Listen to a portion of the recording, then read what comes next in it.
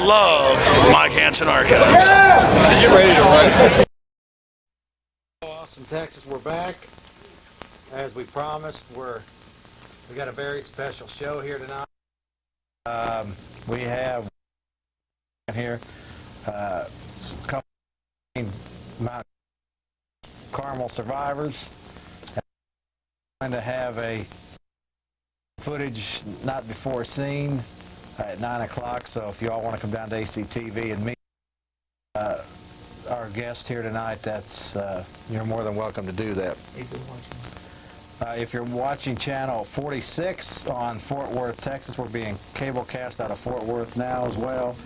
We're a non-copyrighted program. Feel free to use any information on this program for the viewing audience in Fort Worth.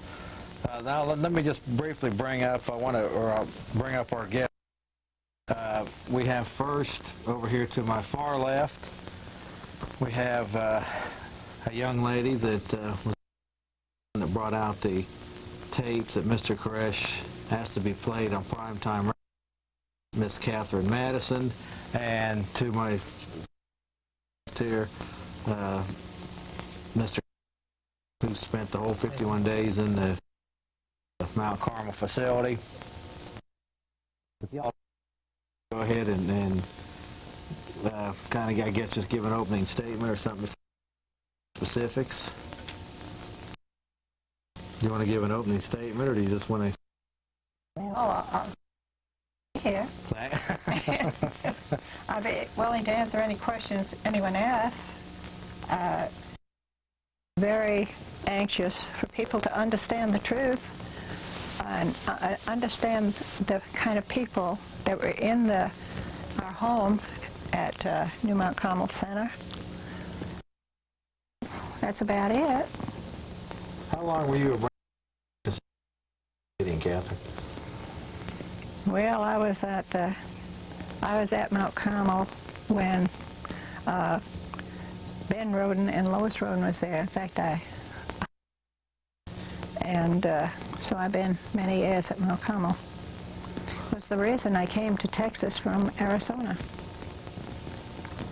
Okay, Clive, I know you stayed the whole 51 days there. You unfortunately and sadly lost an 18-year-old daughter there in Mount Carmel on the day of the fire. If you could just give an opening statement. Or... Well, I'm pleased to be here. We've been on the show before, and I'm glad that you invited me back. Wherever our concern is that the truth gets out to as many people as possible. We have a real concern for those that are still in prison, that are being held unjustly, having been found innocent by a jury. And if you have any questions on what took place 3.5 years ago, or what you may have some questions about what's been happening lately, we'd be glad to get. Well, we're going to get into that.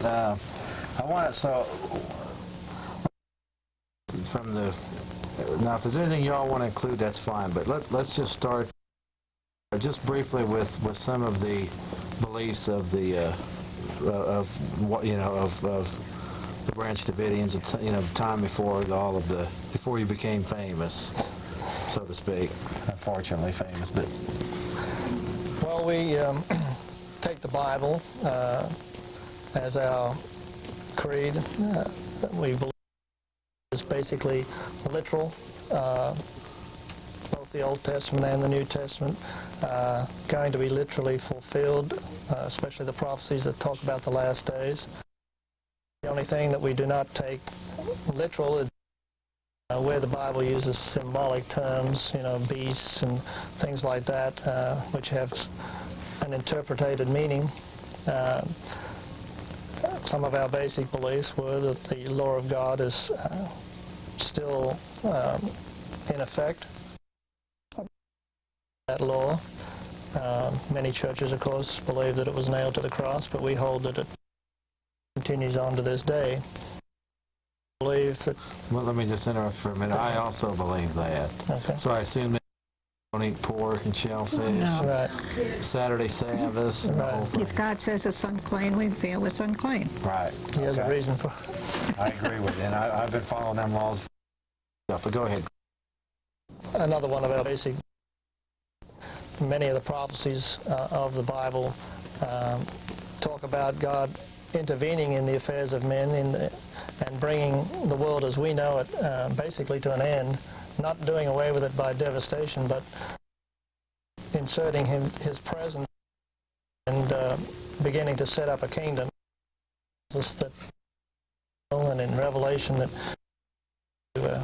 come down basically and fight against the nations that have fought against his people, and he's eventually going to take the territory that they have usurped over the years and give it that he calls his. That's been a major doctrine of ours for quite a number of years, since the mid-30s, that God beginning in the Holy Land with Jerusalem. One thing that I happen to be a point, and that is that the other side of the coin, the Antichrist forces, will establish his. We hear this new world order that Right. on this show, and I know that I believe feelings about that as well. This true. one world system that's being set Yeah. up. Right. We've known quite a bit about the overall of a one world order. We may have looked at it, not perhaps so politically as you all, but we've looked at it from a biblical point of view, and we see beasts illustrated in Revelation that would dominate the world and cause men to receive a mark and to obey, otherwise they're going to be killed, things like that. And of course, when you try to read and study these prophecies, you run into names and places and dates and so forth that back it up in history going on in the world today. Beginning a briefing of reporters now in Waco, and let's go to that The line. FBI did not return fire. Gas was inserted using a Mark V delivery system secured to a boom. Also, non-pyrotechnic delivery systems were utilized to insert CS gas. The occupants in the compound were advised, this do not fire. If you fire, your fire will be returned. Using non-lethal tear gas. Exit the compound now and follow instructions. Also, non-pyrotechnic delivery systems were utilized to insert CS gas. Come out now and you will not be harmed. You will be provided medical attention. Come out and you will be treated professionally. No one will be injured. Submit to proper authorities. No one will be injured. Submit to proper authorities. That would dominate the world, to receive a mark and to obey, otherwise they're going to be killed, things like that. And of course, when you try to read and study these prophecies, you names and places and dates and so forth that back it up in history and in the affairs that are going on in the world today. Catherine, do you have any beliefs? Well, what came to my mind is the fact that when you read Isaiah 14 and Ezekiel 28, you find out that Satan is going to appear as a man. And people are going to look at him and say, is this the one that's made all that trouble for us? And he's going to be in a position that he's never been in before. So And you yourself also see this one world order? oh being yes, set up. that is something that's been going on since 1776, and people don't realize it. In fact, it goes farther back than that. It seems that in Solomon's time, who was he had the principles of the New World Order, but he was looking at it from God's perspective. The New World Order, in many respects, following the things that you would read in the scriptures, that there will be one person, that you are, and whatever is given as a law, you will have to follow. And of course, that's their ideas also. Looking at it from man's point of view, by a man. No, it's Very important to our effectiveness, I think. Good morning. Good morning. Hi. Hello, Ms. Burkhalter. I want to commend you for the magnificent. My name is Pierre Lorsi. I'm a trial attorney, and I've used your publication, some Haitian 243H, Now, I got right through to the Secretary of the Army 4 years ago, and this is the second time I called, and I'd like to ask you the same question and the commentary. It's kind of my solution to the whole thing. And if I may have a follow-up, it's a big question. Here's my solution. Is working on it, but I would do away with all national and international the world. The purpose of it would be to enforce the findings of Hague. I would also have all the judges internationally elected. Some of the problems of sovereignty and are relatively obvious, but it seems to me with the New World Order, disarming should be an ideal to work for. Is anybody doing it, or what are your thoughts on that? All right. Mr. Lorsi, with respect, I don't think that's a viable program for activists to work for. I think that given just the nature of the world system, and, for example, the hostility or the perception of having the United States participate in the most minimal way in international peacekeeping, that the very idea of dissolving armies right and left is, while it is attractive and I think would be a waste of people's times. However, people of goodwill who share your goals and mine do have some things they could be working on. I think the United States at the United Nations. How many, okay, first question is, which one of you two were held against your will in Mount Carmel?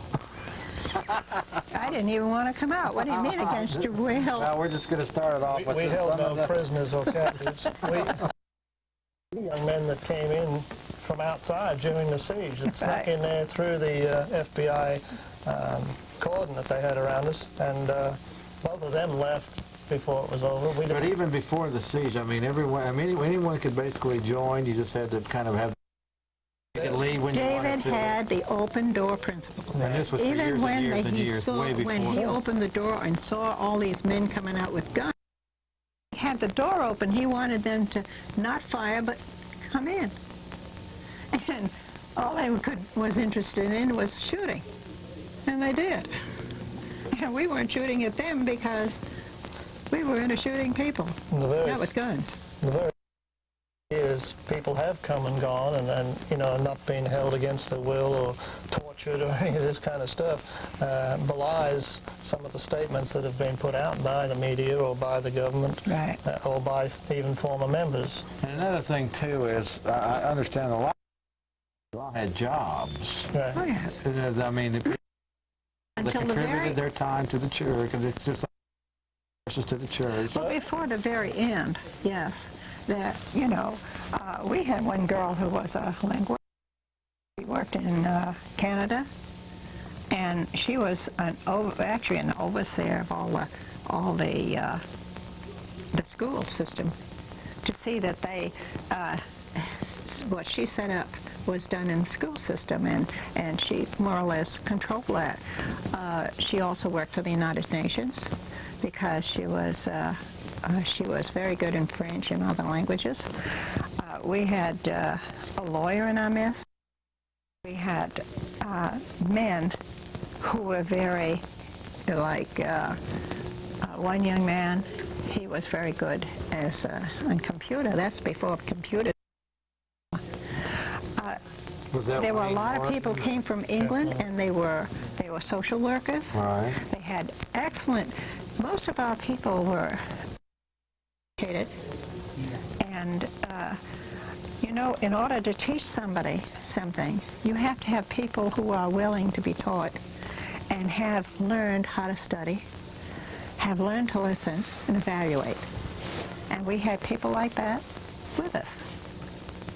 And so all this about us being so literate, they call us many other things, Yeah. were untrue.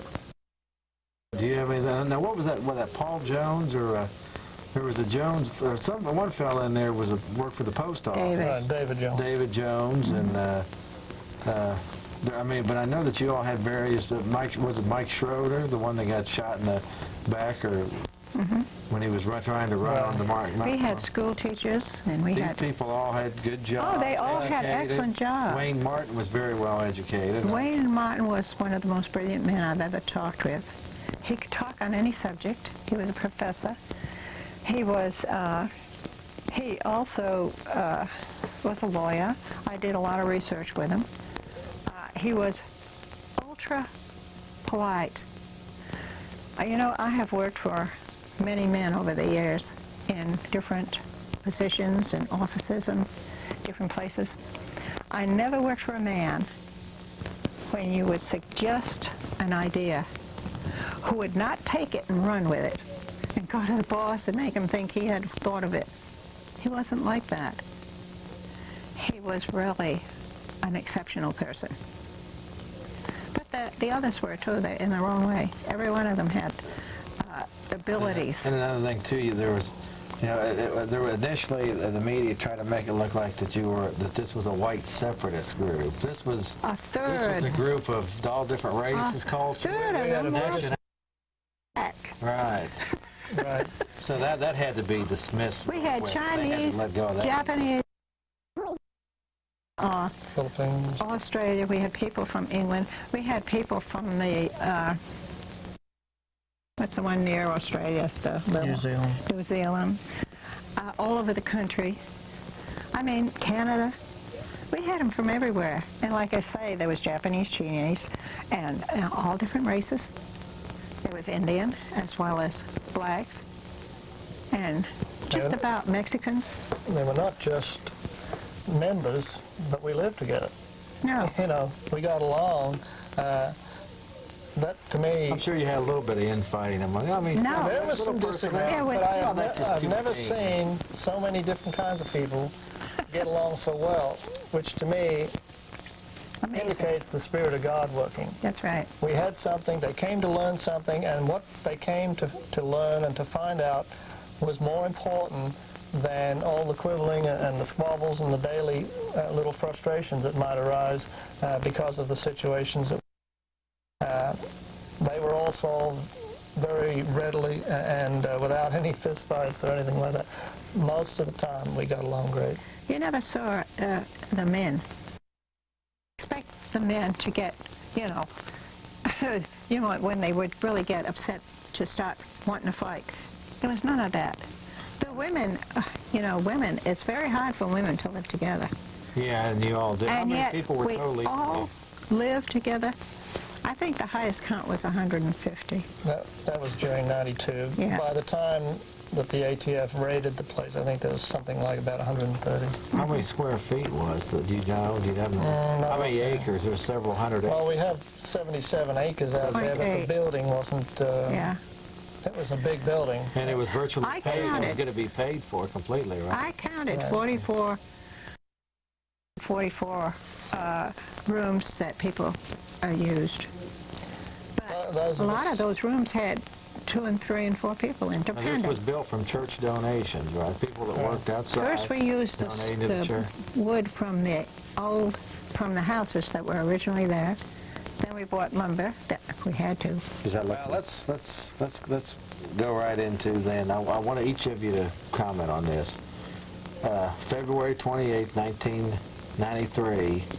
I heard about this through the media. And right off the bat. Okay.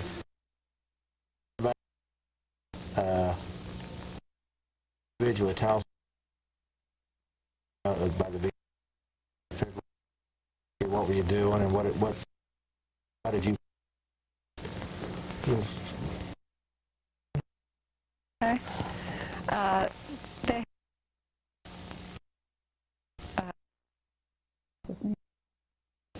brought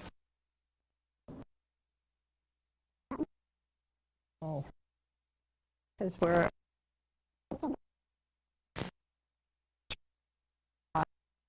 reading different running paper that was talking about David, and of course they were given. Well, I went and I was trying to read it, and then I decided, no, I'll wait till everybody finishes, and I'll get the paper and I'll go upstairs and read it. So I ran upstairs. When I came down, everyone had dissipated, gone to their own rooms, and I hunted around and picked up the different sections to finish the article. And as we had two big windows in the foyer, and I was in the far window, and as I looked out, I saw these vehicles coming in. And I start from my room, and I look out the second window, and when I do, I see that they're coming in, and I knew they would not go down the road because there was nothing down there. I could see that they were going to stop in front. Trailers. And I wondered, what in the world are the men going to do? Because lots of times the men would have something that they would be doing, and the women would not be absolutely conscious of everything they were doing at the time. You thought it was Branch Davidian? Oh, yes. I thought it was somebody coming and had gone out and got these two big cabs. And so I ran up the back way to my room, and I threw the papers on my bed, and I was about to lay down when I heard this terrific noise. I knew it was helicopters. I went to the window because I was in the back of and I looked out, and when I did, I saw these three helicopters in V formation. And actually, they toward the end of the building, the north side, and the big water tower that was still standing. And they were firing. And I know, it was, I just stood there stunned, because I couldn't believe this was happening. You know, it's like looking at a movie and then realizing it's a reality. And they were firing at David's room. There was no building at a particular time. And I stood there watching, and I could see the shooting, and I could hear it, and I knew what was going on. And then they started to turn. Well, they were between the second and the third floor, and I'm on the second floor. And I realized if they start to turn, I very likely am going to get hit. Down on the floor as they're turning, and then, of course, as they're turning, they're not firing until they get around a way. And now, there was no shooting before that. And then, apparently, I figured by the time they got to the front of the building, that started in the front. But they had already hit our water tanks and killed... Peter Jant? No, Peter Jant was... Winston Blake. It was Winston Blake that was on his bed with a piece of toast in his hand. Right. And it had gone through the water tanks and went into... J. Dean was up in her bed, she was at the second tier, and she was on the second floor down from my room. And she had just given her baby to her older daughter, and when she got shot and killed in bed. And after that, it was just shooting. And everybody hit the floor. All the women took the children and put them under them. And I kept thinking, they're going to come over that roof.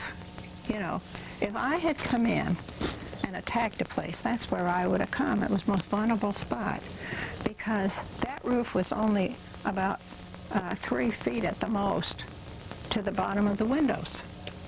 And the windows were open. And I thought they were along where our rooms were, and then went along the hallway. And I thought, surely, somebody's going to try it. So I kept looking at that, And they kept yelling at me to get down because one of the girls that was doing me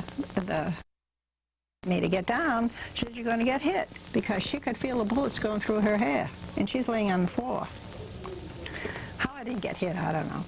Anyway, what was going on at that particular time? Nobody moved. Even when I left, the women were still on the floor with the children because we had no idea whether they were going to come back or not. And they kept it up for about 45 minutes. Clive, do you want to go ahead and remember back?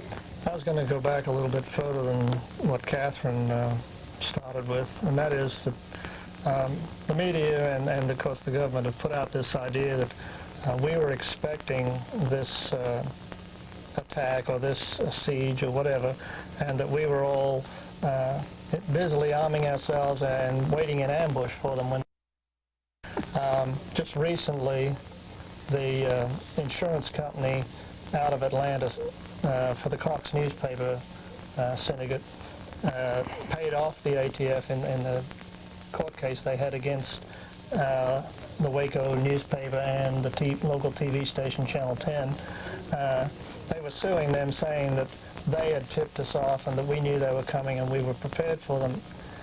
And so to take you back a little bit further, we actually knew that something was going on 2 months before February 28th, but we didn't know who was involved and we didn't know what it was all about. All we knew was that there were some men that had moved into the house across the street that were acting very strange. They were shooting out in the backyard of their house.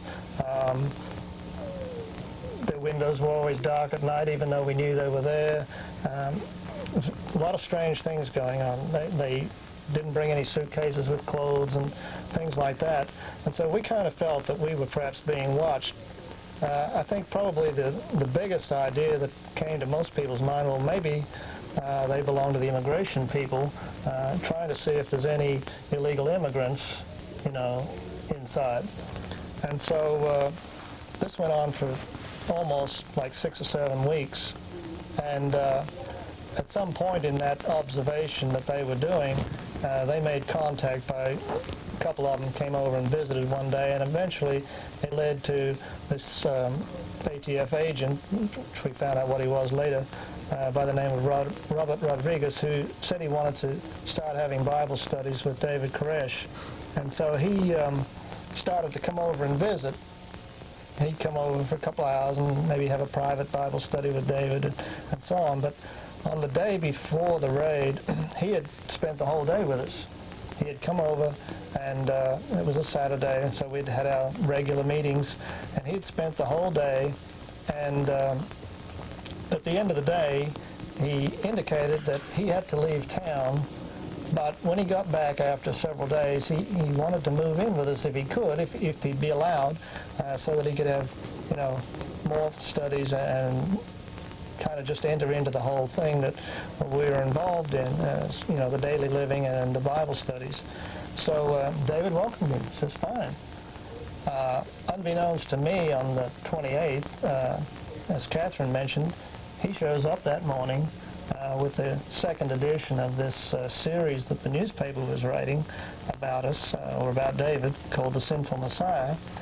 He had come out there with copies of this, and as I said, I didn't know that he'd even showed up that day because I wasn't expecting him to come back.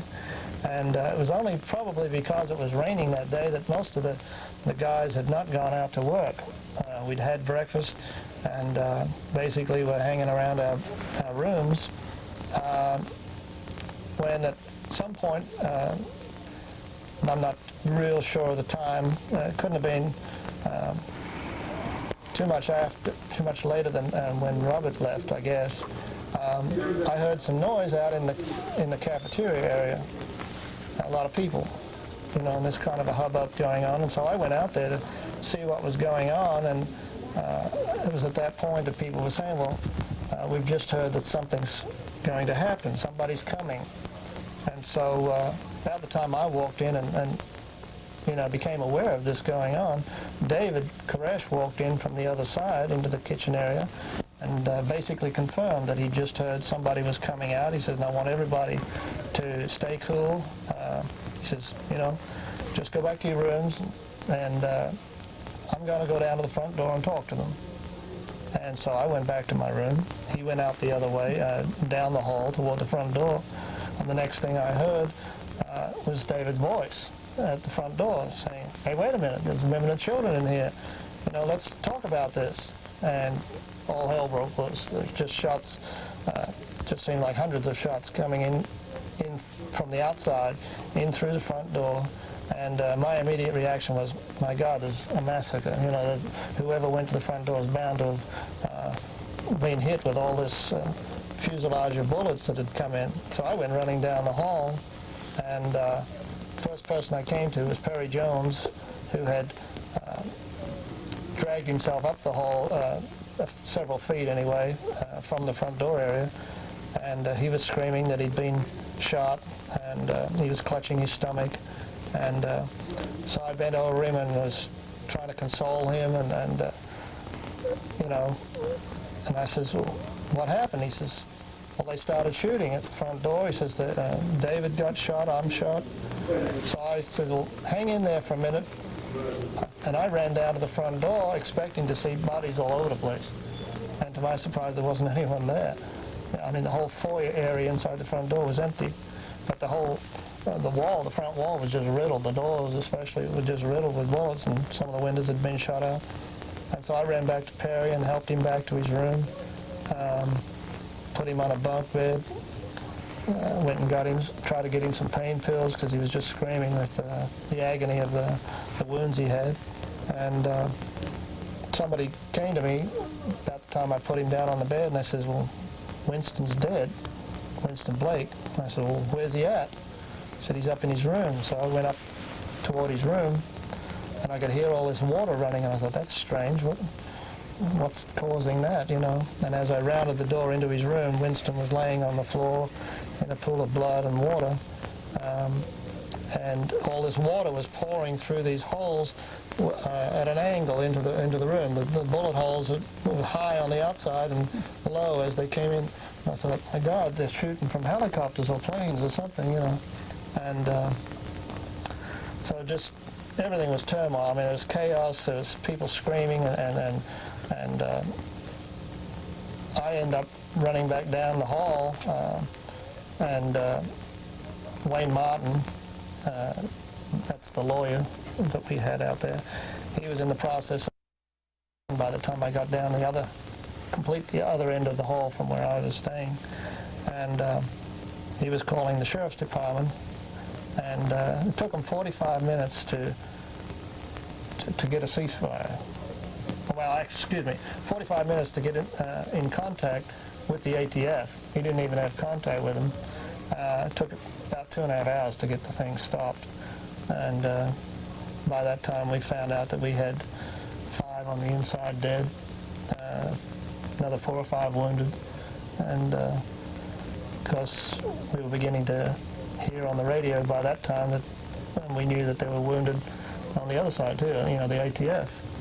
But throughout that shootout, I mean, you know, a lot of firing at the beginning, and then it was more sporadic for the rest of the time.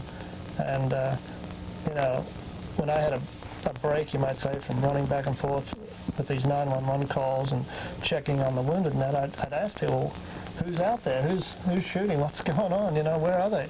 And I'd try to look out a window without exposing myself, and I couldn't see anybody.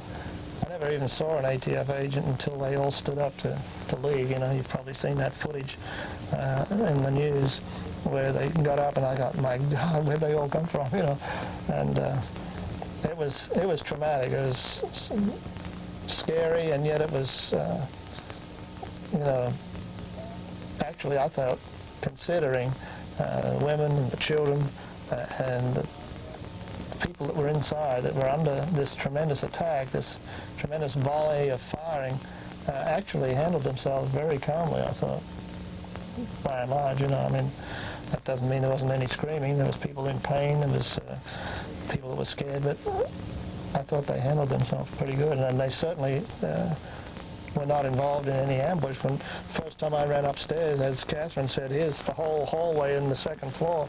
With all, you couldn't even get down the hall because the women were laying on top of the children trying to protect them. And but there were bullets coming up through the floor. They were coming down through the ceiling, through the walls, and you know, it was just nobody knew whether they were going to be next. You know, it was getting hit. Actually, it's a miracle that so few did receive gunshot wounds in there on that first go-round, you know. I'd like to inject something, too. Clive went back a while, and I'd like to go back a while, because we had, before the women all moved upstairs, they lived downstairs. A lot of them lived downstairs. They were in different areas, and the men were in different areas. And we had, David had a feeling that from what was being told him by people outside, that someone was going to come to try to get the children. So there was a rule made that the children would not go out unless they were accompanied by someone, some adult. And so when they went into the huge sandbox that we had, there was always a couple of adults there. The children had already been by the women that had come from the government to see if they were being abused. And I talked to Joyce, and Joyce told me that they were not abused. They could see that. They were very intelligent. They answered every question. They were very polite, and they were exceptional children. So we knew that we weren't going to have a problem with the government about any of our children being abused. But a lot of the families outside who had heard all these terrible stories, we were afraid that some of them might come and try to take them, that something could happen, so we'd lose the children. And David told us that the women were all going to live on the second floor with the children to protect them. The men were going to move down to the first floor. And that's when the shift came. That's what we really and truly expected, that someone was going to try to take our children away from us. And of course, they wanted to, but no one ever did. I also wanted to tell about when, after the shooting stopped, I had tried to go and lay out in the hallway. Couldn't find a place to lay down. I mean, it was just covered with people. So I stayed in my room, and like I told you, I was always looking out that window. But when I did go downstairs, I passed some things out to the women after a while, and I'd gone downstairs, and Kathy Schroeder was filling everything she could find with water, because we were losing our water. And Winston had got shot. Well, I was down there, so I was helping. We took every available clean article, whatever it was, pan or bottle or anything, with water as much as we could, because we had running water in the kitchen. And I went down around. I didn't go too far because we still didn't know whether they were going to start shooting at us again. But as I went by the windows when I came out the 2nd of March, when I walked by all of the rooms, I could see all the glass on the floor. There was no panes of glass left in the windows. The Venetian blinds were all hanging on one side, and everything was in a total mess. And when I went downstairs and saw how that had been shot up, it was full of holes. The ceilings, the floors, the walls, the windows were out. And it was really, we had been besieged. There's no other word for it. Let me just mention, Catherine, that I want to get into the actual 51 days. I know that this is significant, that you were the one actually here. How were you volunteered? Were you, bring out this, first off, there was a tape that David Koresh wanted you to bring out to play on primetime radio. David was laying upstairs on the 2nd floor. He had got shot somebody came after me about 6 o'clock in the morning. I don't know what time I lay down, and told me that Dave wanted to see me, and I went downstairs, and he said, I want you to take this tape out. And I said, I don't want to go out. I want to stay right here. And he said, listen to her. Of course, everybody, all the women were sitting around. Listen to her. And then he started explaining to me. He said, I want you to take this out. He said, I want this to go, I want the world to know. I want this to go around so that people will understand what we're like. You know, he was so concerned. I know that at the time he was concerned, and we might be left without anyone to help us. And, of course, that didn't happen. I have seen him come out of other accidents and things that happened to him miraculously. And it was a pure miracle. When I talked with him, there was 2 women that was taking care of his wound. And the nurse told me that the bullet went into his flesh, and there was a bone there, and it zagged, and then it zigged, and it went around that bone and came out the other side. Okay. And she said, I have never, the 2 women had been nurses for years and years, and they were in their 50s, 55, 60, something like that. And they said, I have never seen anything like it in my life, and I saw that a lot of indication of the blood that he had lost, and they said he'd lost so much blood, and that's why he was weak, and that's why he looked so white, and that's why he looked like he was dying. But his wrist and hand had been hit, and his side had been hit. Let me ask you, what was, okay, we got to take a break here. You all see that we're getting, just briefly, do you already know what was on it? It was just like a kind of a hymn talking about what the kind of countering some of the demonization. No. It was a study tape. It was a study to give people an idea of what we believed. Taking place, and everyone here is, of course, nervously awaiting the outcome.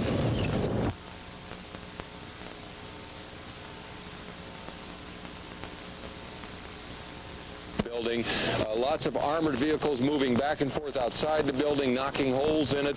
We have not seen any of the Branch Davidians, and we have not seen any federal agents anywhere in any of these pictures. Most of these are on our big lens cameras that can shoot over that 2-mile area. Jim, I understand that you heard something that sounded like gunshots this morning, but it might in fact be something else altogether?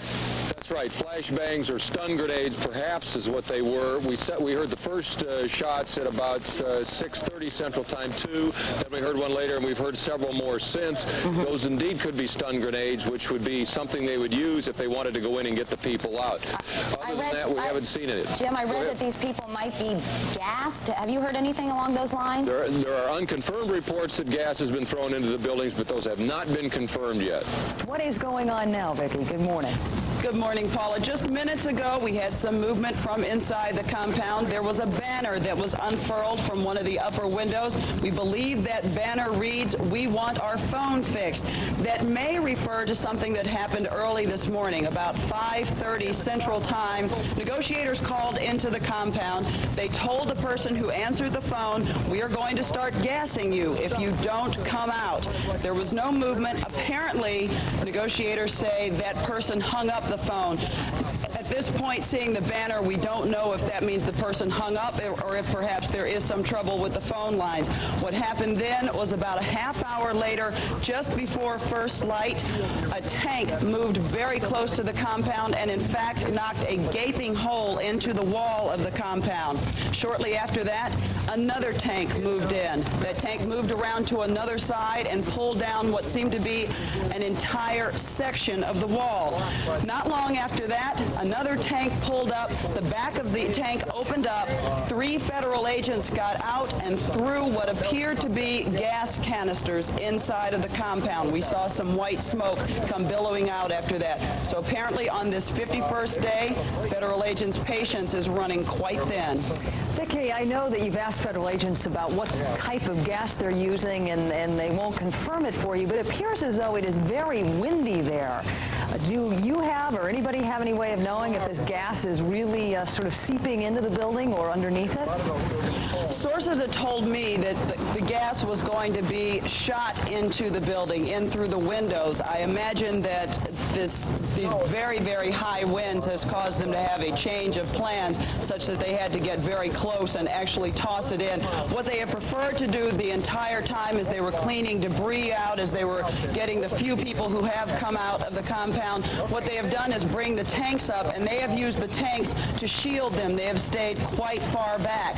But today they have actually gotten the closest we've ever seen them to the compound. If in fact there is this underground network with, I guess, which federal agents have in fact confirmed underneath this housing, what do you suppose is the strategy behind Paula, we understand that a tank has just gone through the front door of the compound, just gone through the front door right now. Yesterday, the tanks came along and they pushed all the old cars out of the front. They took away all the debris. There was a small wall in front of the front door. They knocked that wall down, and now just seconds ago, they have actually knocked down the front door. Now, to get back to your question about the underground tanker, we have understood all the way through that cult members were using some sort of underground, kind of a basement, that for target practice.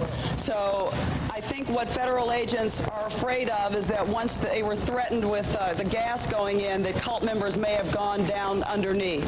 Okay, we've got about 3 minutes worth of pictures, and I want to go ahead and let Clive talk over what we're seeing here, and then we're going to go ahead and get to some phone calls. We've had callers online holding for a long time. Okay, bring them up.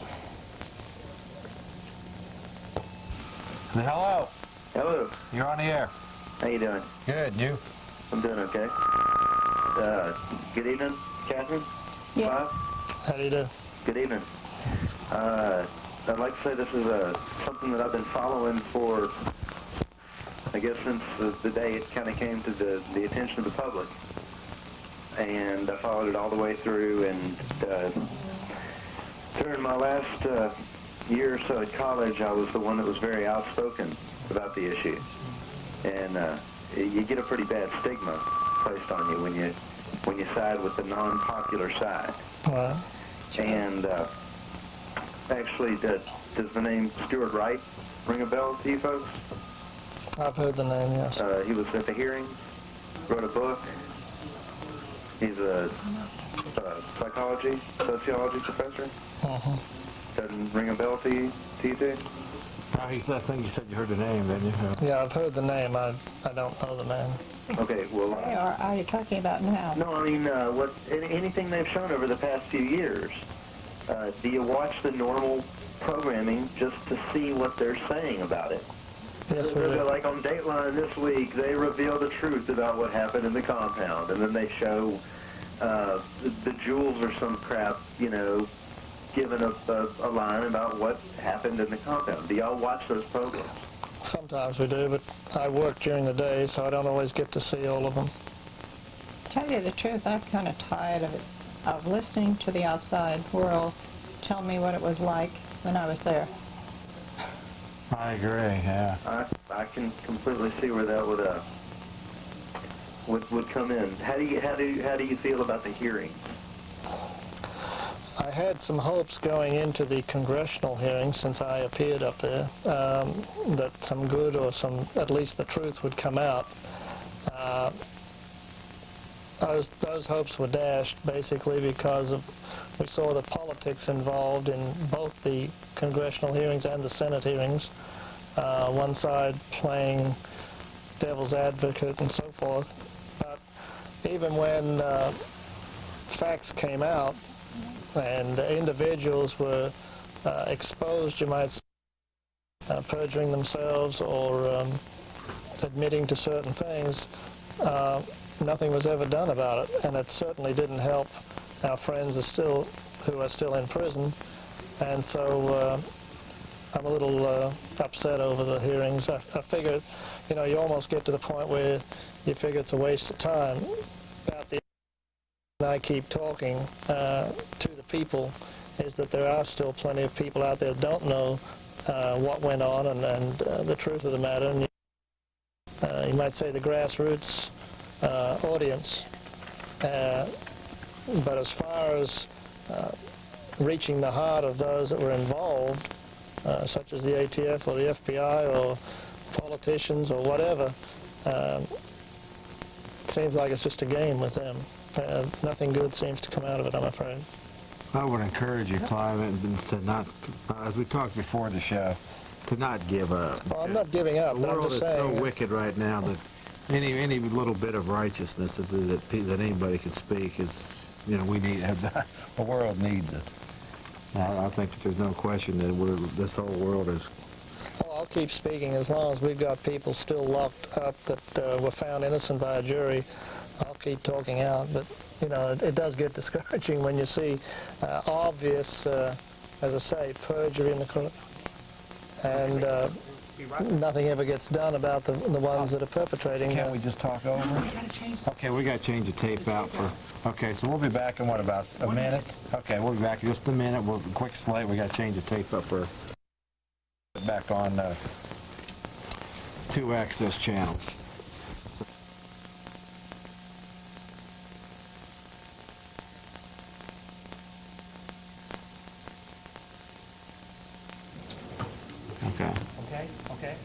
Okay, go ahead. Go ahead, yeah. Most of these signs that you're seeing portrayed on the screen were put up by a lady who's basically a squatter out at Mount Carmel. She's set herself up out there to kind of take advantage of the tourist trade, and so she has a lot of signs, and a lot of them are misleading.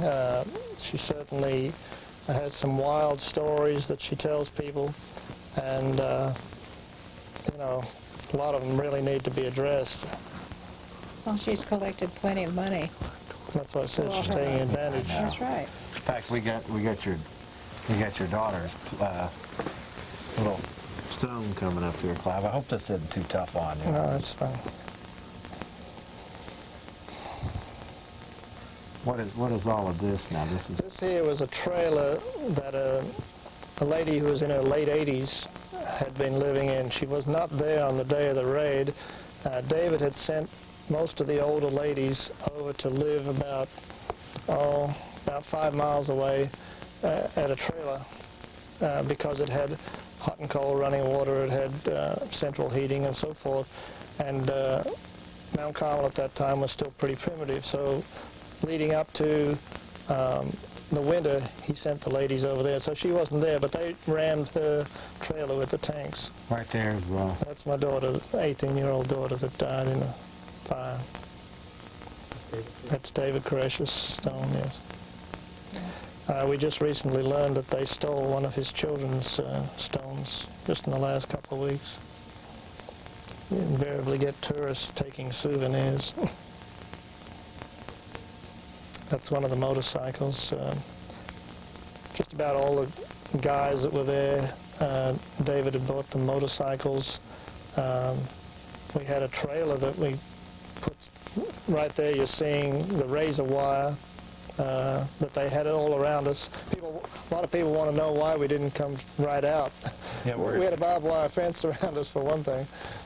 That's one of the reasons. Well, that razor wire was worse than any barbed wire fence. Oh, well, no. I did not realize what razor wire was until I went back on Mount Carmel and saw it, and I thought, I could hardly believe that they'd use a thing like that. This is one of the buses that we had that was dragged down toward the lake, and about 8 months after the fire, somebody came and torched it. Both of the buses that we've had out there have been torched since April 19th, 93. Well, the big bus was in perfect condition. This is a lot of the concrete from the foundations of the building that the ATF and the ATF and the private contractors have scooped up. What you're seeing there, that hole in the ground, is the beginning of a tunnel that came out of the bus that was buried underground. That's the only tunnel in the whole place, in spite of all the stories you've heard. There was only one tunnel that led into our storm shelter that we were in the process of building. There were no tunnels that led away from the building. There was no possibility of anybody escaping through tunnels or anything like that. They said we had tunnels running to the houses. There's no such thing. We didn't need tunnels. We were close to one another. The houses were close. They weren't far apart. And we were close The to white building you just saw used to be a dairy years ago, and more recently, just at the time of the raid, it was being used for working on cars. That's what's left of our swimming pool after they dumped a lot of concrete and burned lumber and stuff into it.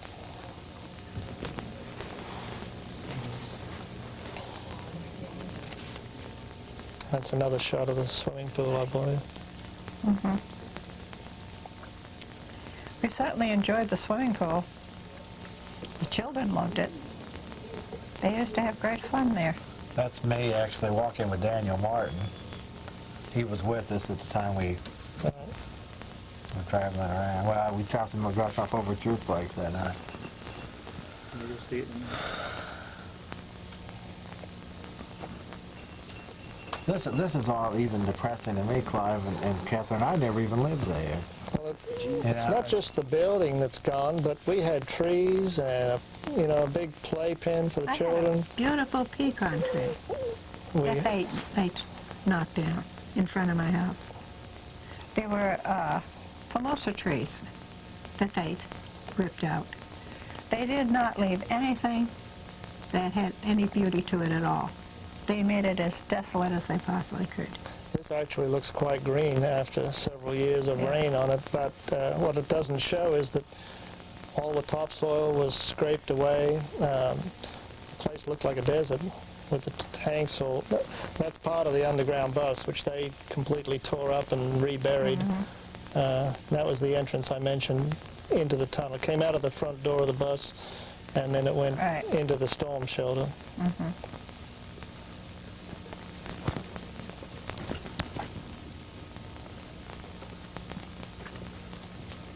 A beautiful skyline. That's one thing Mount Carmel was famous for, was its sunsets. It was a beautiful area, especially when we had the horses and the cow, and There's another motorcycle. and they would be grazing in the field. This sign was put up by somebody else. Doesn't belong to That doesn't any of our people at all.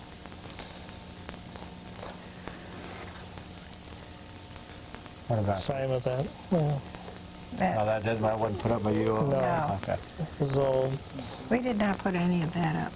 The only things that we've put up since the fire have been, we planted a tree for each one that died, and we put a stone in front of each tree.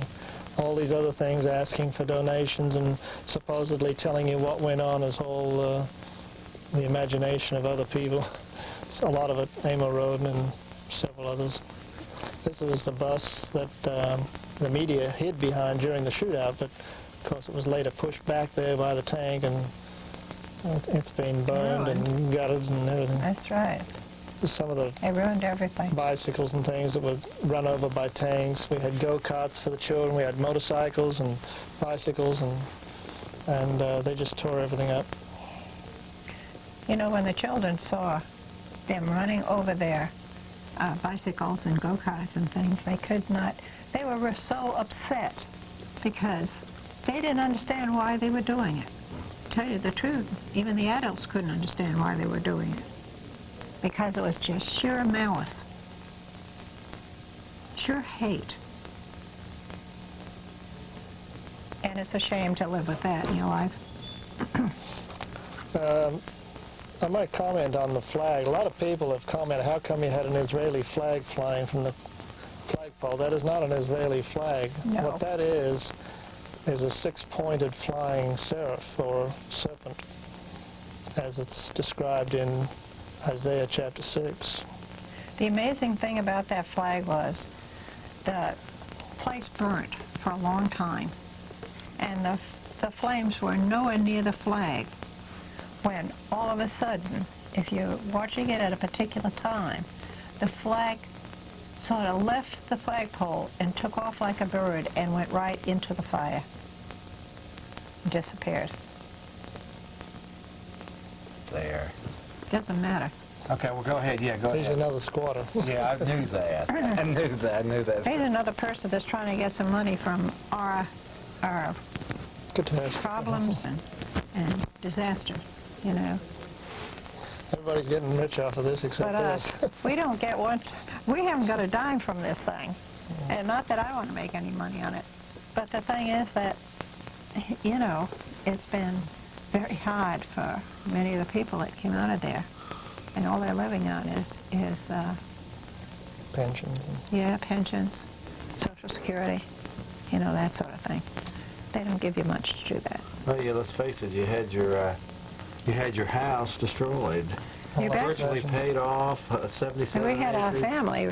Yeah, family, and then you just the so-called government that was doing it for the children went in there and destroyed your all's home, and then, Yeah, they were and then saving they buried them. up the evidence. They saved them with CS gas, you know. Yeah, saved they them. wanted to make sure that they took care of them, and they took care of them all right. And they took care of everybody else there. Let's go ahead and try another call here, and then we'll... There's one thing, though, I'd like to inject, that many of the people that were there fighting us were very ignorant of what they were doing. It's the people that were running the place. You mean the VATF, the actual football? A lot of them were new. Yeah.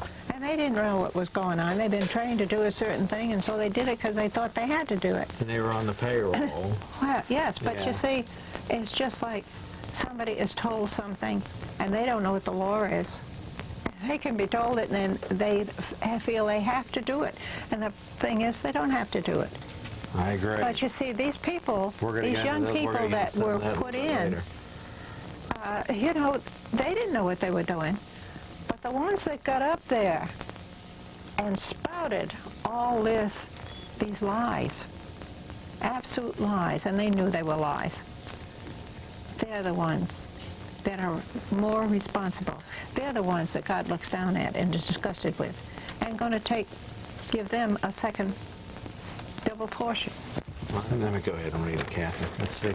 Do we want to do it like this, or? Well, just, and then we'll go to call. Okay, let's go ahead. Okay, tell us about the concrete room that the children were in for safekeeping, The women and were there. tanks went smashing into the walls, collapsing it on the children.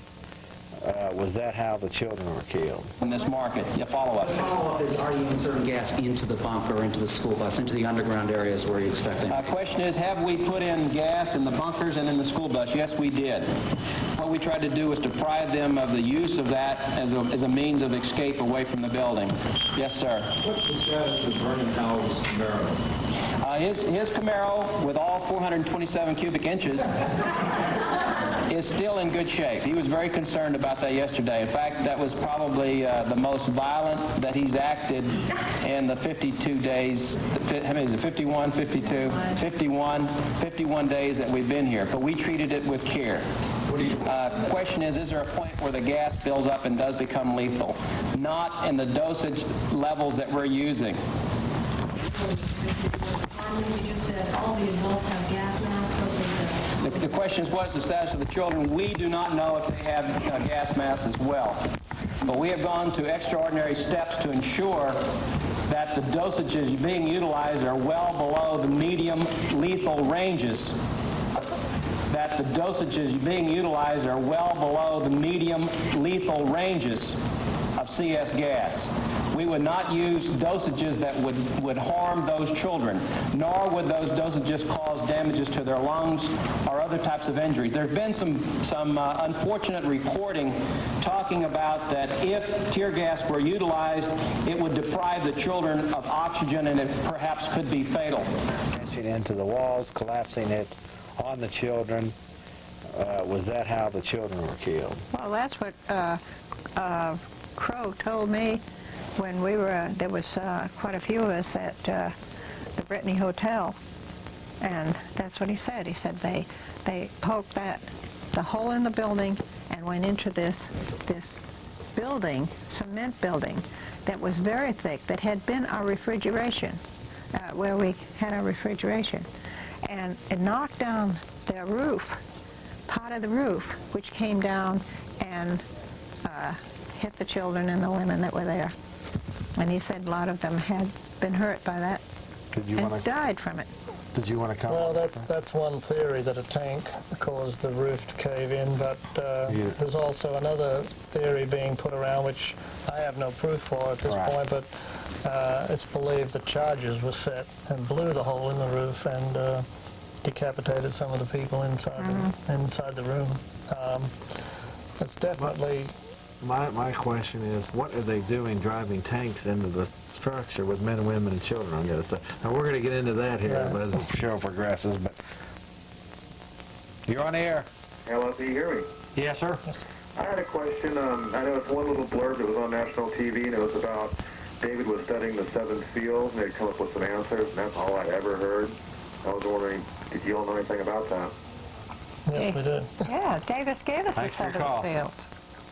He instructed us of the 7 seals. But the thing is that none of us can give the 7 seals.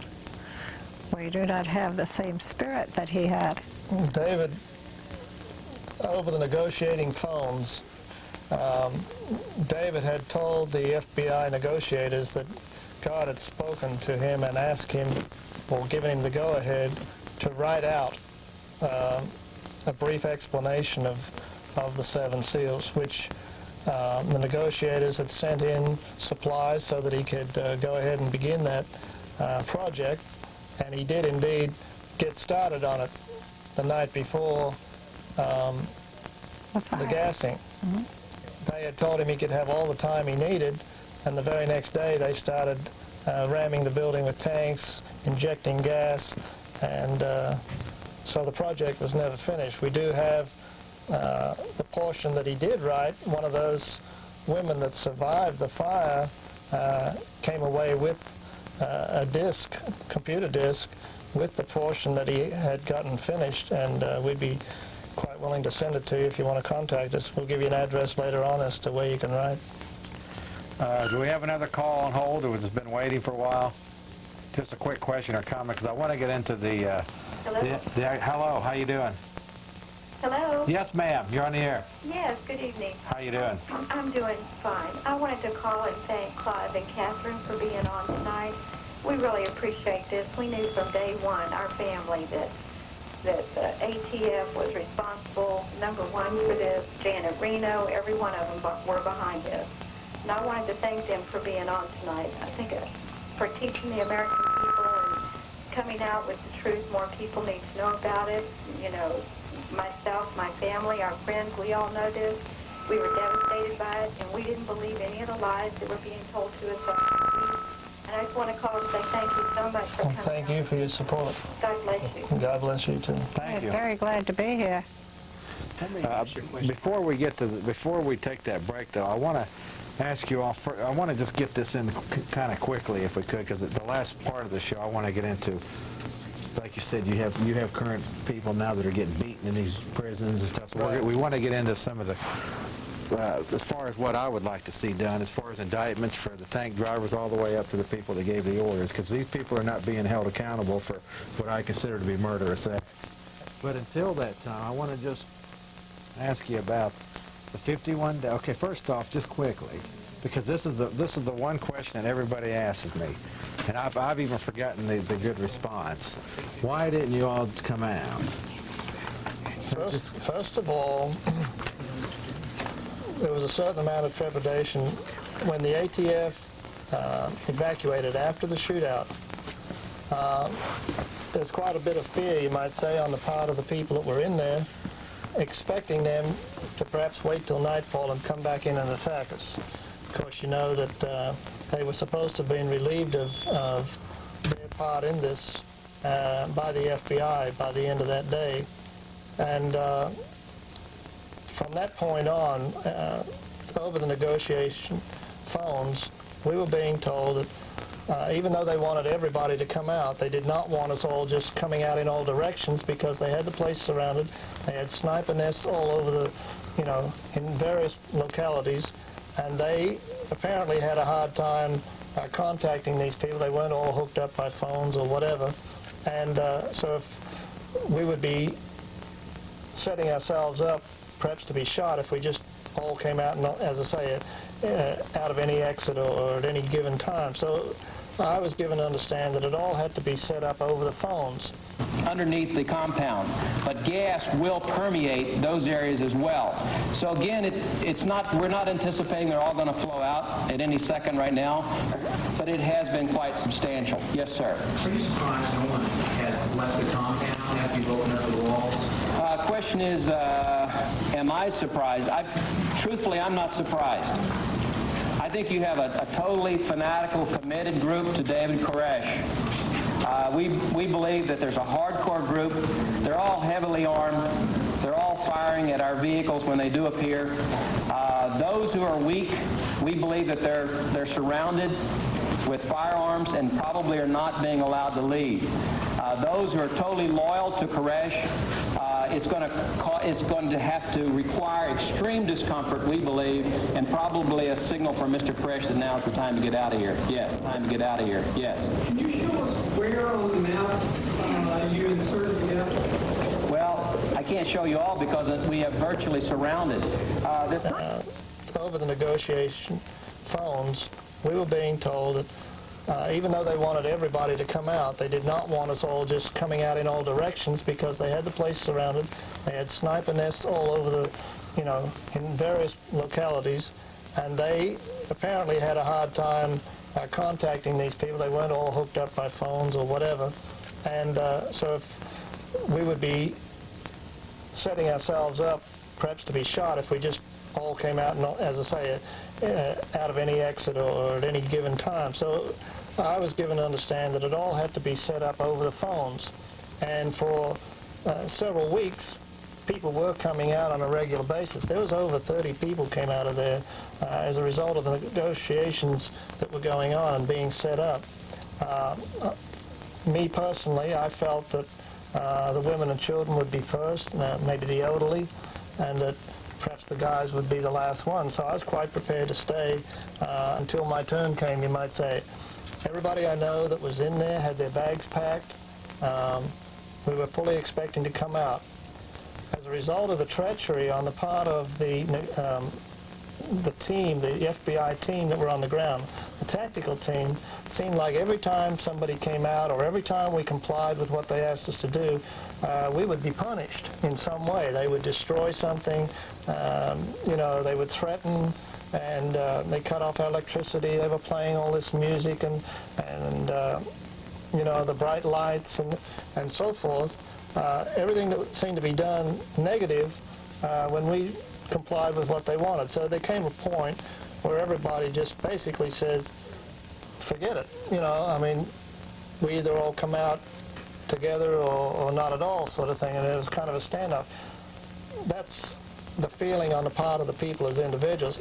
On the other hand, we also had a religious situation that a lot of people don't understand, and that is that God had told David to wait.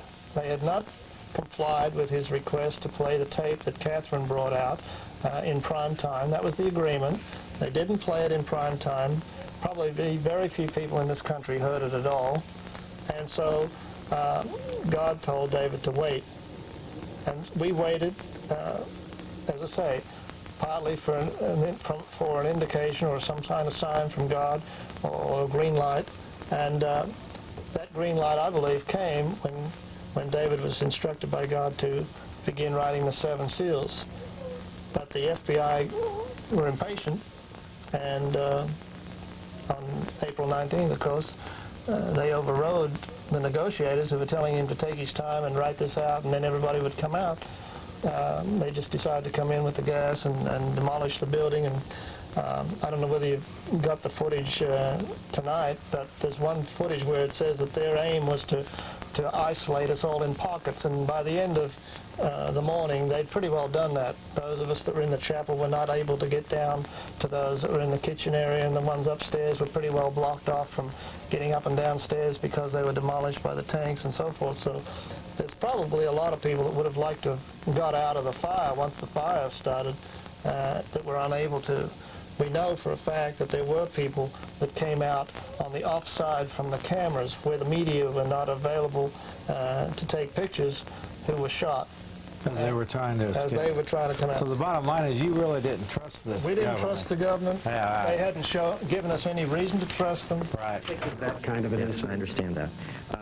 I wanted to ask Mr. Jamara, I'm actually confused. I don't have a firm opinion. I want to get a clarification. In the tapes on March 4th, it's been alleged that David Koresh was the person who initially called about the milk, or did the FBI suggest the milk? Did David Koresh ask for milk? The report here says the FBI offered milk in return. Did Koresh initiate the milk request? I think so, yeah. And did was this on the tapes, let's get her, that's Heather Jones, out, and then we'll send you the milk? I'm sorry, would you repeat? There was noise behind me. I couldn't hear you. Let's get her out, and then let me send you the milk.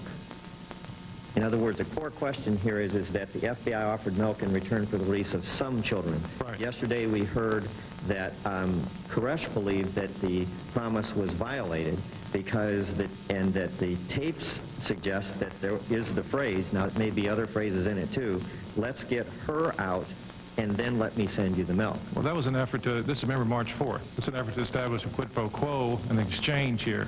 And the next day she came out, Heather Jones. But it was an effort to get that done. She did come out, but that exchange was an effort by the negotiator to establish that type of relationship and communicate with Koresh. So do you believe that then not sending the milk after she came out the next day gave Koresh some reason to doubt whether or not you were going to follow through on the negotiated deal? You don't believe that was a negotiated deal? Send her out and we'll send you milk? I don't think it was at all. He chose to let her go for his reasons. He never involved himself in the quid pro quo. Thank you, Mr. Chairman. We've been engaged over several days, as I think you all can tell, asking a series of what I think are very insightful questions and receiving a lot of information. Lest you leave from here with the impression that everybody on that side of the aisle is just can't say enough nice things about you and we're all the bad guys. Specifically, the gentleman from Michigan previously praised you, and I'm sure he was sincere in that. But just 2 years ago in testimony and when these hearings were held, he called what you did a disgrace. So there's more than meets the ear in these things. What we're trying to do, certainly over here, is ask some questions to avoid these problems coming up in the future, and I would certainly hope that you all would share in that. Mr. Kavanaugh, I have in my hand here a amount of Play-Doh. Mr. Bush, if you could, this is just standard Play-Doh. If that were a flashbang grenade or a stun grenade, the same thing, which was live, which pin had been pulled, would you feel comfortable just holding that in your hand?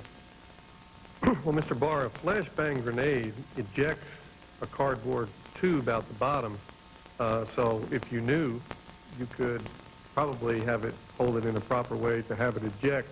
A flashbang grenade, my answer is no.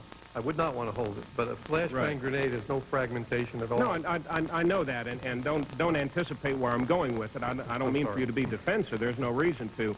Earlier today, there was testimony from Mr. Schumer that these are not devices that can harm somebody, and in fact, they can, can't they? Well, there is no fragmentation. There is concussion and a blast. Is a flashbang the same as a stun grenade? Stun grenade, yes, sir. Okay. Those are classified as destructive devices under 26 U.S.C. Section 5845F, aren't they? Yes, sir, they are. And as a matter of fact, the ATF in court takes a position in convicting people that possess these devices that they are destructive devices. Is that true? Yes, sir, that's correct. That they can kill people. Is that true? I think it would be, you'd have to hold it close to your body, but it's possible, certainly, yes, sir. Well, a gentleman by the name of Warren L. Parker, an explosives enforcement officer, Bureau of ATF, on May 11, 1994, in court, said under oath that they are designed to help kill the suspect while not endangering the law enforcement officer when they're used for those purposes. But anyway, again, I'm not being critical of you or anything. I think that there were some mischaracterizations deliberately this morning that I wanted to clear up with regard to these. The question that I have relates to what appear to be some very serious miscalculations on the part of law enforcement officials trying to gauge the response of the people inside the facility there. Both at the beginning of this, we had agents testify that despite the fact that the folks on the inside knew what was coming, they had amassed large numbers of weapons, which is obvious from looking at the questions and hearing y'all's testimony. The agents said they were stunned. They were surprised at what happened. And then on the other end, what we're talking about right now, going in with, I guess, what you all consider somewhat more benign activities, such as the introduction of the tear gas, some surprise on the part of the firing that came out of there and so forth. And the question is, I have here an autopsy photo, and I'm not going to introduce it because it's rather gross. And it's very sad. It's a photograph of a one-year-old child, and it's been burned. And right in the middle of the remains is a ferret round. Right smack in the middle of the remains of this one-year-old child is a ferret round with the CS gas. I find it hard to follow y'all's thinking if the activities on April 19th were considered to be benign. They caused a lot of deaths. We may never know exactly who died. A lot of the autopsies reveal that people died from suffocation and debris falling on them, and we may never know how much of that was caused from the walls caving in when the tanks came in and so forth, or how many others might have died from the ferret rounds coming in. Do y'all feel, and again, I don't mean to be critical, but I think there were some bad misgauging of responses on the other side. Do you all recognize that in hindsight, certainly, which is what we're all operating under here, that there were miscalculations with regard to how these folks in there would respond to what they, I think, correctly identified as aggressive moves? And I'm not saying the aggressive moves were necessarily unjustified. Is that of concern to you all as you kind of look back on this whole process? Mr. Jamar? I think the inability to get people to come out of there with some gas was a surprise to us. The fact that it made the way the course was able to control those people such that they didn't get out, and the fact that they end up all dying in I consider murder-suicide. I think there were 17 who were shot in there. When that was and how they were shot, I don't know. I think you're saying here's a ferret round lying in the remains of a one-year-old child, and then concluding that child died from that ferret round is I think, contrary to the autopsy, I would think. Anybody that got this gas on their skin was in terrible pain. A lot of the guys were screaming, you know, if they got it on their skin. And let me insert this. They found one baby that had a ferret in their body. If it hit you, it could kill you.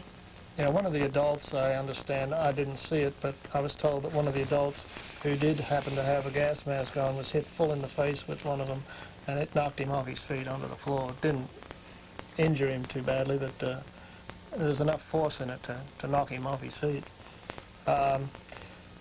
Just one little add to the question about why we didn't come out, and that is, for about a week before April 19th, anybody that did come out, for whatever reason, even on official business, such as Steve Snyder coming to receive something that the FBI was sending in, we were having these flashbang grenades lobbed at us and thrown at us all that week prior to the fire. So you say, why didn't we come out? We never knew what to expect. And even after the fire started, those of us that were in the chapel, I remember somebody running in saying the building's on fire, and our immediate reaction was to move away from the front of the building because, you know, we had this feeling it was upstairs and in the front somewhere. We couldn't see it. There was no evidence of it at the time, but we moved away from that area and went up on the stage that was in the church and round behind a petition that had been built across the stage. And there was a tank hole on the south side of the building. And David Thibodeau and I stood there going, well, what should we do? Should we jump out? You know, will they shoot us? I mean, we could see tanks, we could see guys outside the tanks with guns trained on us, we could see the sniper nest. We were a little unsure as just to what would happen, and just within a few seconds it seemed like the smoke came down the outside of the building, was sucked into the hole that we were looking out of, and just filled the room with smoke. And real quick after that, I mean, you couldn't see a thing, you could hardly breathe, and the next thing, all you could feel was this tremendous heat over our heads, and seemed like on both sides, almost like you were surrounded. And just about everybody I could sense around me seemed to be rolling on the floor, and I could hear them screaming, and so far I was rolling on the floor and screaming. I was trying to protect my hands from the heat because I didn't have any gloves on. I could see, we've done, you can see your skin. Yeah, I had to spend 3 weeks in the burn ward in Dallas. And just according to some of the videos that I've seen, you know, that's just, you were there, but it seemed like some of these FBI people were just walking around there. It wasn't like they were trying to rescue anybody or anything like this. To the media, they told the media early in the day that the reason they changed their plans, I know they brought this up in court when we were on trial, that they were supposed to, they had 2 tanks loaded with these cylinders of gas, and they were both supposed to empty them for 2 rounds. In other words, they'd make a trip, empty it all, go back, reload, come back and insert it again off of the boom, spray it into the building. And then if we hadn't come out by then, they were supposed to go to the ferret rounds, but they started with the ferret rounds almost immediately, and their excuse was that we were supposed to be firing at the tanks, which, you know, I could swear on a stack of Bibles that I heard absolutely no shooting by anybody from within, although with all the timbers cracking and, you know, the building being demolished around your ears, and the noise of the tank motors and the ferret rounds, which kind of sound like mortars going off, it might have been a bit hard to hear anything. You know, somebody said, well, have you been able to hear the shots that the FBI were shooting into the building at the back? And I says, I couldn't even tell you I could identify them per se, but they show up on film, you see. But anyway, you know, there's all this noise and so forth. It's just tremendous pressure. And when I finally did come out, I thought I was the only one because I hadn't seen anybody leave. How did you get out? You found a little opening somewhere? I dived toward the hole, you know, where I'd last seen the hole. I couldn't see it at the time, but I just lunged in that general direction, kind of slithered out over this big heap of sheetrock and 2x4s and stuff that the tank had pushed in. And it wasn't until later, of course, and found out that 3 others had gone out that same hole ahead of me, but I hadn't seen them. It was so pitch black, and I hadn't seen anybody leave. And what happened to you when you got out? Well, when I first got out, I thought, my God, I'm the only one, you know. And I looked back over my shoulder, and the hole that I'd come out of was just a mass of flames, and I thought, nobody's going to come out of there now. You know, and I thought, I've got to get away from the building. So I staggered away from the building and ran slap bang into this razor wire fence. And that kind of pulled me up with a jerk, and I looked up, well, I looked both ways actually, see what should I do now. And I could see some of our guys that I recognized as our guys walking up toward the front gate with their hands up. So I figured, well, I'll just follow them, you know. And so as I went to follow them, one of the FBI agents that was outside of the tank started screaming at me to come over to him.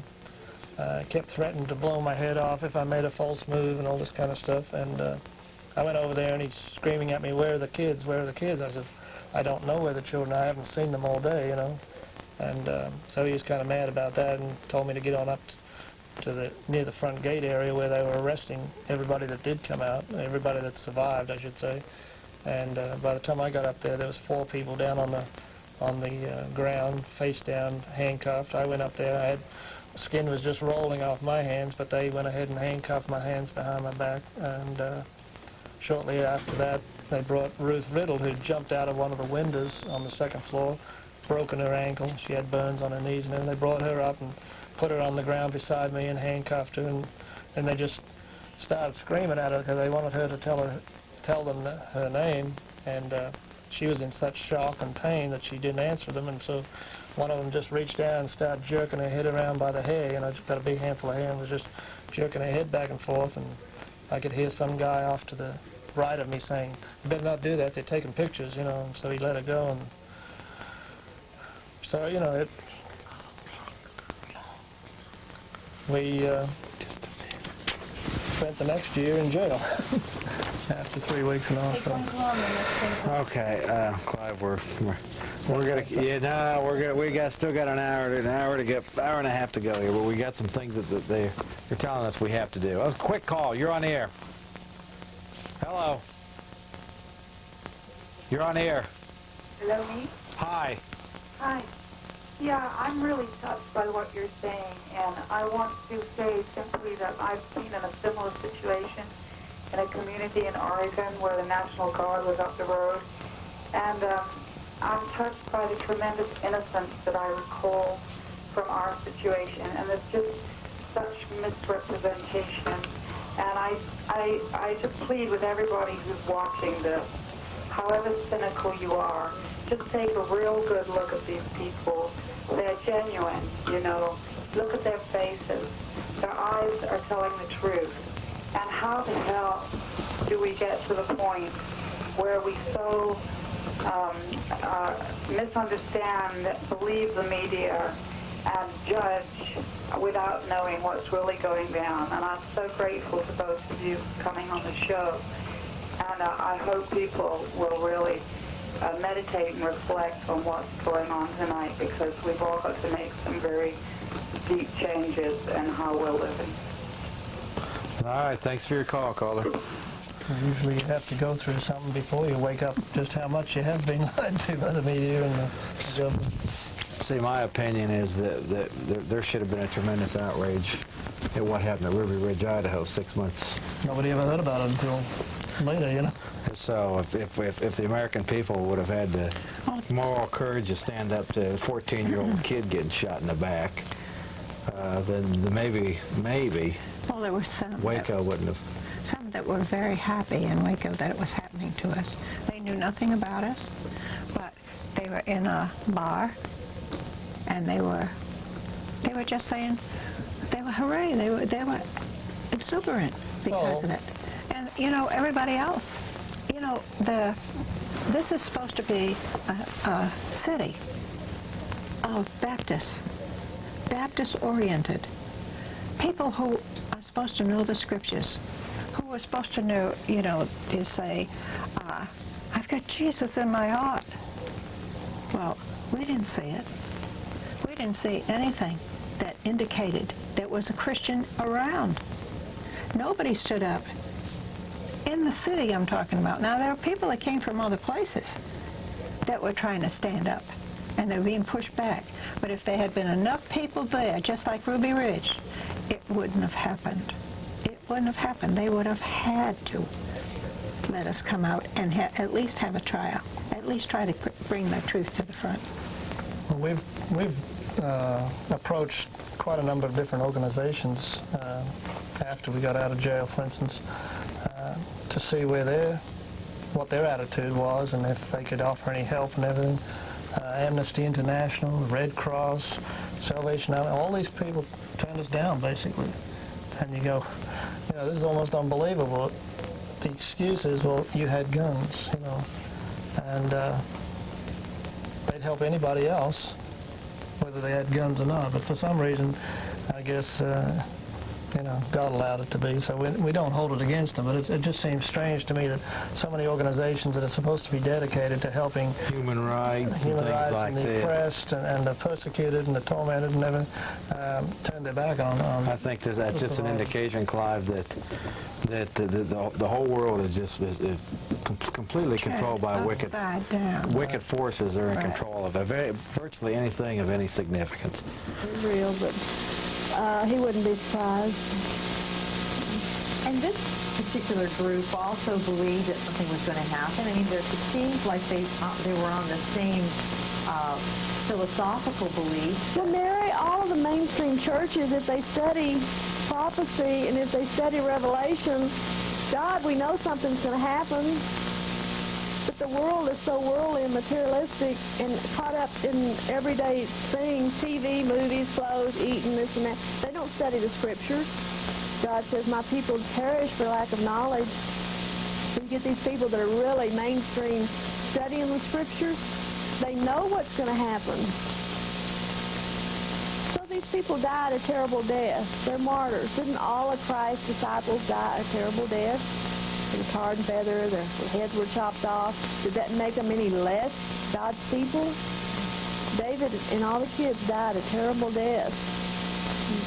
And my hope is that the kids didn't suffer too much, but they were still doing God's work. So I think David's watching what's happening. To know that there are families out there that, you know, 1 in a million shot now are feeling the devastation that you have felt. Does it make you want to reach out to them? Oh, yes, I wish I could just speak to every one of them and hug them and comfort them, but, you know, unless you walk in somebody else's shoes and you experience a lot of these things, you don't realize the depths of hurt and anguish and wondering why. I know we have our belief in God and all that, but still you wonder, why does this happen and why did it happen? And I know them families are asking the same questions. You know, there's, I believe, a mayor or someone from Canada had went. Him and his wife were evidently members. And a lot of people are shocked. I mean, you're shocked. I was in shock for months after all that happened. What answers could you give them, Barney? Why? If they were to say to you, why did this happen, how would you comfort them? I wouldn't know how. I wouldn't know how. All I could say is I understand, and, you know, there's so many answers still every day. I mean, I have my faith in God that sustains me, keeps me positive, but then there's the little times when I, humanly speaking, I say, why did it have to happen? And go through why this happened again, and hopefully it won't happen again. But I wouldn't be surprised if it did. Is there any message that you have maybe for people that are watching this who have gone through this tragedy, or people that you might believe that might be watching this that may be a part of some so-called conspiracy, as you call it? Any message you'd like to give anybody out there watching? Only thing I can say is people be aware of what's going on, who's running the things. Be aware, get off our butts and be aware of what's going on in the world. I don't know if there's any way to prevent this kind of stuff, but we need to be aware. Study the prophecies, study the scriptures, find out what's going on in the world as a whole, the governments, and I don't know. I mean, I'm not real smart on all this, but I just do know there's something going on that we can't control. It's scary. It scares crap. It's really scary. But I'm helpless to do anything about it, except that I am aware of what's going on. So I just have to put it in God's hands and trust Him to take care of everything. If it's in God's hands, why is it even happening? Why now are 28 more people dead? Well, there's people die every day from other reasons. Look over in all over the world, Africa and Haiti and all these places. Why are people dying? This is the devil's world. I mean, you know, he's controlling it. God's allowing these things to happen. But, I mean, things are happening all over the world. Children starving to death and people dying of diseases and people killing one another. And the same thing with David. David then had some guns. It was a business. They did not hurt anybody. They weren't out to hurt anybody, let alone themselves. Anything? All right, I want to After a couple more here. Go ahead. Okay. What makes you think, Bonnie, that this is a conspiracy? Well, you know, studying prophecies and books I've read and things that's going on in the world, the New World Order, and there's a lot of books out on exactly what's happening today. There's one called the Committee of 300. Everybody ought to read. The world is so worldly and materialistic and caught up in everyday things, TV, movies, clothes, eating, this and that. They don't study the scriptures. God says, my people perish for lack of knowledge. and get these people that are really mainstream.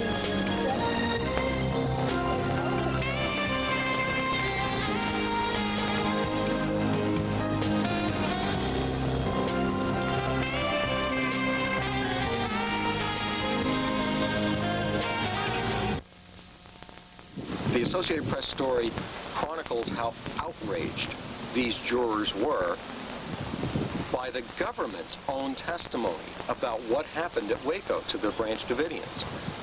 Now understand, this is after the trial is over. Is the newspaper establishment, in this particular story, it's the Associated Press, is asking the jurors, what did they think? What comments do they have? They were just fit to be tied. It turns out that those tanks that we watched on the day of the assault, the final assault when there was the big fire and everything, those tanks that we watched on television were not just poking holes in the wall to insert gas into the structure. This is a residence that's occupied by men, women, and children, yet those tanks that we saw, according to this trial testimony, the government's testimony, those tanks were ordered to penetrate this residence occupied by men, women, and children. The government's strategy as described at the trial by the government itself was to bring this structure down. This is a residence occupied by men, women, and children. Our government, that is supposed to be based on the ideals of freedom and liberty, justice for all, our government instructed its government agents to climb into tanks and roll those tanks right into a structure that's occupied with men, women, and children. And as a result, some of the children that we were told the government was saving died as the structure came down and crushed skulls. They died from blunt force trauma to their skulls. It's like this. For people who are wondering, how come there's a militia movement that's growing in this country? Well, it used to be, I'm over 50. I was 52, just had a birthday just here recently. And we used to use the phrase up in arms as sort of a metaphor. It was kind of a joking metaphor. People are up in arms about this or that.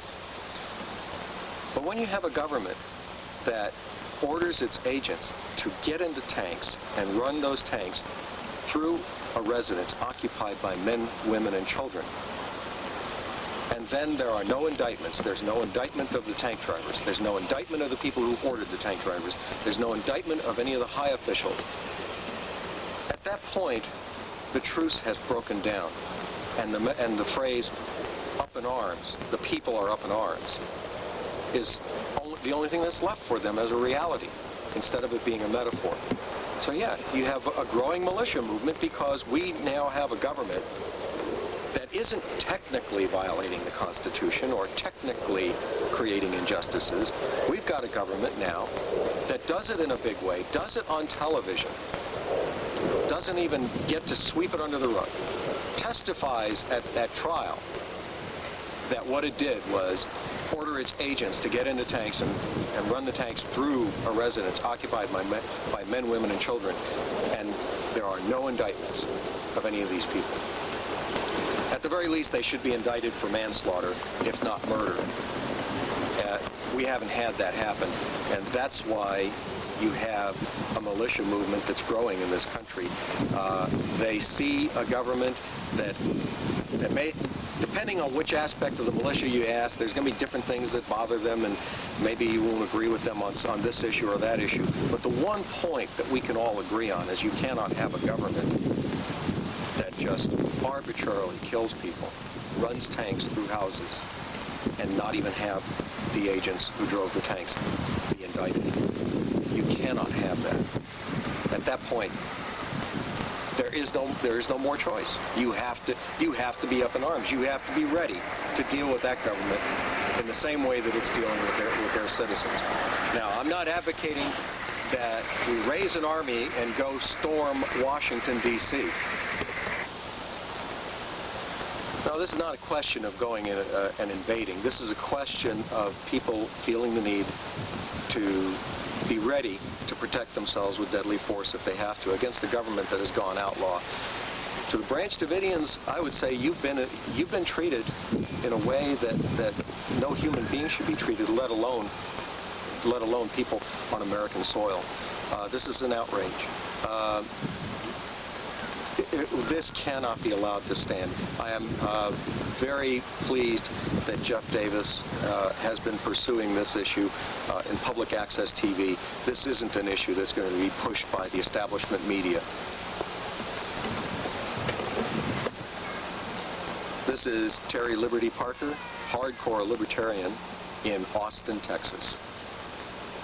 A Branch Davidian to join us. Clive, we're honored here to have your mother. That's my mother. Yeah, this is Clive Doyle's mother.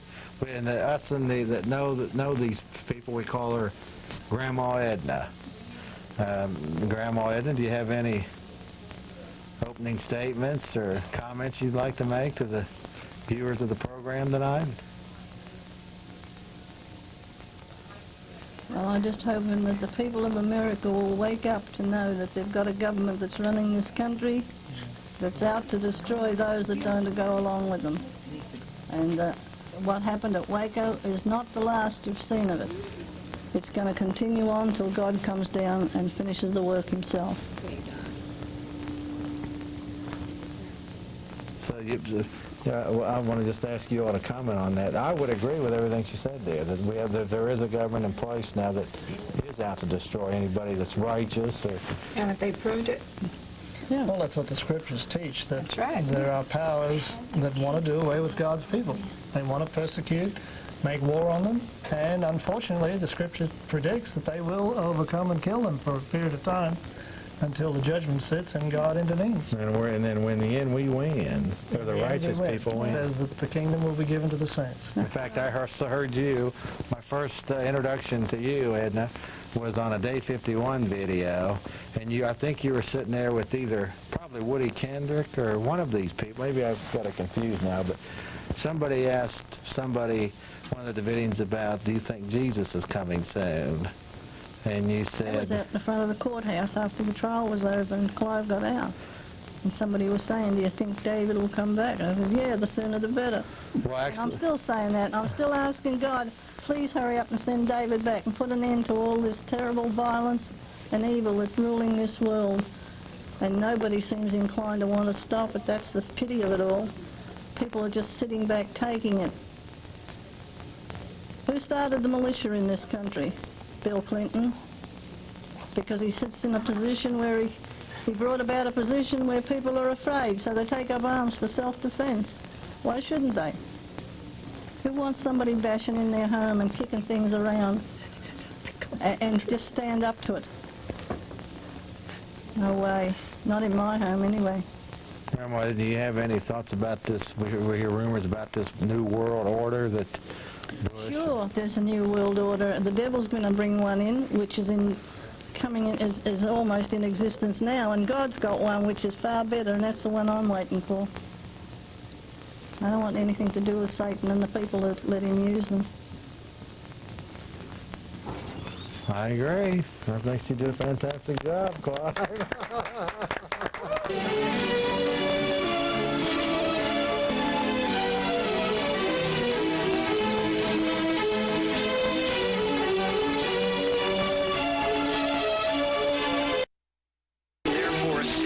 Opportunity to fulfill the long-held promise of a new world order where brutality will go unrewarded.